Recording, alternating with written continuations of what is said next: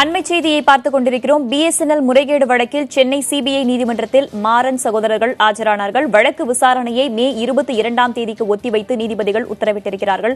இது தொடர்பான கூடுதல் விவரங்களை நமது செய்தியாளர் முகேஷிடம் கேட்டறியலாம். முகேஷ், இந்த வழக்கு தொடர்பாக யார் யாரெல்லாம் நீதிமன்றத்தில் ஆஜரானார்கள்? முழுமையான விவரங்கள் என்ன? இப்ப பாத்தீங்கன்னா பிஎஸ்என்எல் இணைப்பகத்தை வந்து சட்டவிரோதமா உருவாக்கி அதன் மூலியமா 323 இணைப்புகள் ஏற்படுத்தியிருக்காங்க. இது தொடர்பாக அரசுக்கு வந்து 1.78 கோடி ரூபாய் இழப்பு ஏற்பட்டிருக்கு என்ற குற்றச்சாட்டுடன் சிபிஐ வழக்கு பதிவு செய்தது. இதுல வந்து முக்கியமா பாத்தீங்கன்னா சிபிஐ வந்து 7 பேர், முதல்ல வந்து 6 பேர் வந்து குற்றம் சாட்டப்பட்டிருந்தாங்க சிபிஐ மூலமா. அதன் பிறகு குற்றப்பத்திரிகை தாக்கல் செய்யும் பொழுது மேலும் ஒருவரை சேர்த்து, அதாவது சன் டிவி நிறுவன மேலாண் இயக்குநரை கலாநிதி மாறனை சேர்த்து 7 பேர் என இந்த வழக்கு மாற்றப்பட்டது. இதில் முதலாக குற்றம் சாட்டப்பட்டவராக முன்னாள் மத்திய அமைச்சர் கலாநிதி மாறன், அதன் பிறகு பிரம்மநாதன், வேலுமணி என்ற பிஎஸ்என்எல் அதிகாரிகளும் சன் டிவி நிறுவன ஊழியர்கள் 3 பேரும் இந்த வழக்கில் குற்றவாளிகளாக சேர்க்கப்பட்டிருக்கிறாங்க. இந்த வழக்கில் வந்து கடந்த ஜனவரி மாதம் சிபிஐ தரப்புல வந்து குற்றப்பத்திரிகை சிபிஐ சிறப்பு நீதிமன்றத்தில் தாக்கல் செய்யப்பட்டது. அதை பதிவு செய்த நீதிமன்றம் இந்த வழக்கை வந்து மார்ச் மாதத்துக்கு ஒத்திவைத்திருந்தது. மார்ச் மாதம் 3வது வாரம் நீதிபதிகள் விசாரித்து இந்த வழக்கில் வந்து இன்று 7 பேரும் ஆஜராக வேண்டும். அவர்களுக்கு சிபிஐ குற்றப்பத்திரிகை குற்றப்பத்திரிகை நகல் கொடுப்பதற்காக 7 பேரும் ஆஜராக இருக்க வேண்டும் என்று நீதிமன்றத்தில் உத்தரவிட்டது. அதன்படி இன்று காலை 10:30 மணி அளவில் வந்து 7 பேரும் இன்று ஆஜரானார்கள்.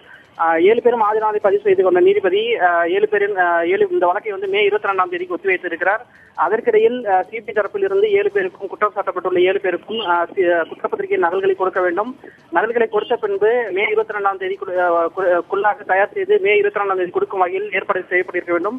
அப்படி 22ஆம் தேதிக்குள் கொடுக்கப்படவில்லை என்றால் நீதிமன்றத்திற்கு வரும்பொழுது அவர்களுக்கு நகல்கள் பெற்றுக் கொடுக்கப்படும் என்று நீதிபதி தெரிவித்திருக்கிறார். வேதவள்ளி, சிபிஐ தரப்பில் இன்று ஏதேனும் வாதங்கள் முன்வைக்கப்பட்டதா? ஏற்கனவே இந்த வழக்கு காலதாமதம் செய்யப்படுகிறது என்கிற ஒரு விமர்சனமும் இருந்ததே முகேஷ்.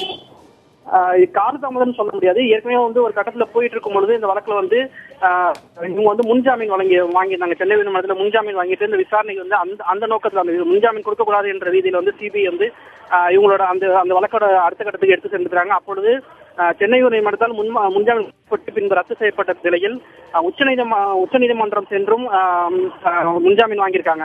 இதற்கிடையே தயாநிதி மாறன், கலாநிதி தவிர மற்ற 5 பேரும் கைது செய்யப்பட்டு ஜாமீனில் வெளியில் இருக்கிறார்கள். அந்த முறை நடந்து கொண்டிருக்கும் பொழுது கடந்த 6 மாத காலமாக இந்த வழக்கு வந்து வேகம் எடுத்து சென்றிருக்கிறது என்றே கூறலாம். கார்த்திகேயன், தமிழக அரசு தரப்பால என்ன மாதிரியான ஆவணங்கள் இந்த வழக்கில் கொடுக்கப்படும்? இந்த வழக்குல சிபிஐ பொறுத்தவரையிலும் பிஎஸ்என்எல் மூலியமா தான் அவங்க விசாரணை செஞ்சுட்டு இருக்காங்க. பிஎஸ்என்எல் அதிகாரிகள் சாலையை தோண்டும் விதத்துல இருக்கிற சென்னை மாநகராட்சி என்று அந்த தரப்பில் இருந்து அவங்களுக்கு கிடைத்த ஆதாரங்களை வைத்து அந்த வழக்கோட விசாரணை போக்கு சென்று கொண்டிருக்கிறது. அந்த விசாரணையில் கிடைத்த ஆவணங்களை பொறுத்துதான் வந்து குற்றவாளிகள் ஒவ்வொருவராக சேர்க்கப்பட்டு கடைசியாக இறுதியாக 7 பேர் மீது குற்றப்பத்திரிகை தாக்கல் செய்யப்பட்டிருக்குது. இதுல வந்து இந்த குற்றப்பத்திரிகைகளோட விவரங்கள் வந்து முழுமையாக வெளியில தெரியல, சிபிஐ தரப்புலையும் வெளியிடப்படவில்லை என்றாலும் இந்த குற்றப்பத்திரிகையோட நகல்கள் குற்றம் சாட்டப்பட்டவர்களுக்கு கொடுக்கும் பட்சத்தில் அவர்கள் வழக்கறிஞர்கள் மூலமாக என்னென்ன மாதிரியான குற்றச்சாட்டுகள் அவர் மீது சுமத்தப்பட்டுள்ளது என்பது முழுமையாக தெரிய வரும். கார்த்திகேயன்.